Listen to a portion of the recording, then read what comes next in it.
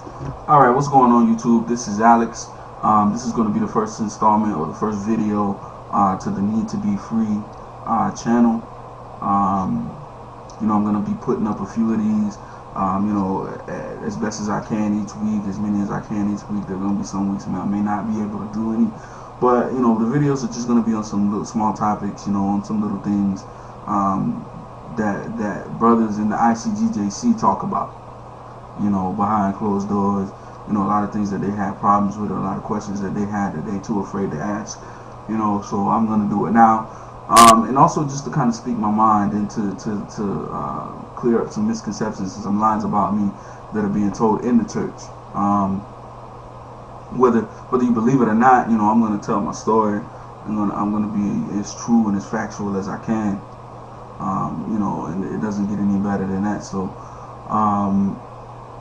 There's like I said, my name is Alex. My name in the church was Barack Bun, captain of 13,000. Barack Bun. I won't be getting too much into detail into my background and the history as far as while I was there.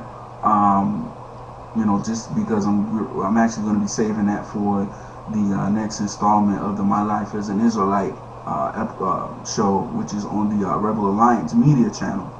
So I'm going to be doing that with KOC, the Marksman, and the rest of the Ram. So look out for that if y'all want to know what's going on or what went on while I was there. Look out for that. Definitely, I'm going to be saying some things, just to kind of some eye openers to give people an idea of what's going on. And also, like I said, just to clear up some misconceptions and some lies that are being told about me in the church. Because I have a few brothers that I worked with when I left, went back and started telling everybody some things, that they had no idea about. How I know that they didn't have any idea about it, because each and every one of them can attest to it, that I never sat down personally with any of them and told any of them about the things that was going on for weeks prior to me leaving the church. They know what they saw with their eyes, but they don't know what was going on. And those three brothers, they know who I'm talking about. Gabayala, Magun, Dalbar. Y'all know who I'm talking about. Talking about you three. I heard the things that brothers said that y'all said. Y'all went back running your mouths and you really didn't know what was going on. Especially you, Dalbar, brother that I went to work with every day. I heard that you was the main one talking crap, So that shows that, in there you really aren't genuine. Gabayala pulling stunts. Magun. I see the things that you write on your Facebook wall. So, I know what's up. Crusty Antichrist niggas, huh? You see them every day? Well, you don't see me now because I don't work there no more. Of course, I got a better job, but don't front with me. Don't fake with me, because a lot of y'all brothers came to me and confided in me about a lot of y'all personal things. A lot of y'all wives have even sat and wilded out in front of me. Wild out in front of the congregation, wild out in front of everybody. So, I know you. So don't bullshit with me.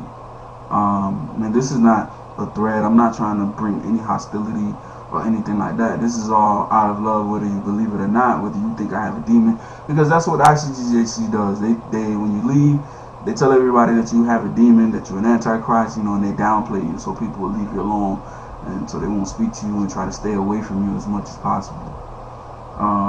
So regardless of what you think, I'm going to tell you the truth. Every brother that I hugged and told them that I loved them, I meant it. Especially them brothers that I grew up with before the church. We grew up together before the church. I ate dinner at your house. Your mom saw me like a son. You ate dinner at my house. My mom saw you like a son. Matter of fact, when you see my mother in the streets, you still speak to her, but you don't speak to me. How backwards is that? Sit there and figure that one out.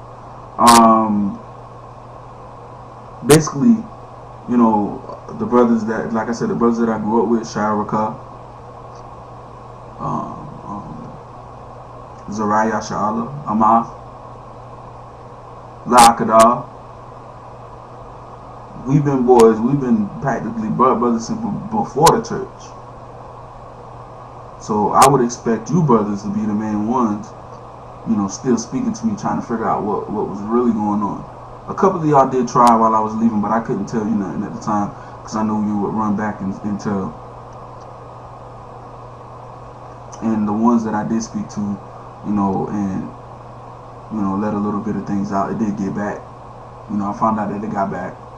And I even spoke to one of you brothers personally about what was going on, and I heard that you fell out the church for about 3 days, but you let the recovery crew come back and sweet talk you and sit down and drink beers with you. You let your shaw get in your head, say, no, don't give up, brother, don't give up. I didn't give it up yet. What you listening for? Yeah. You know, so that just shows you know, you have no control over your own mind when you're in there. Because anybody can come back and just reel you right back in with some garbage. I don't care how many scriptures you know. I don't care how hard you study, it's still a lie. You know what does and does not make sense. And the things that don't make sense, brothers are scared to ask questions about it because they're afraid to go to council and sit in front of Tazadaki and the rest of the apostles, ask that question and get cut.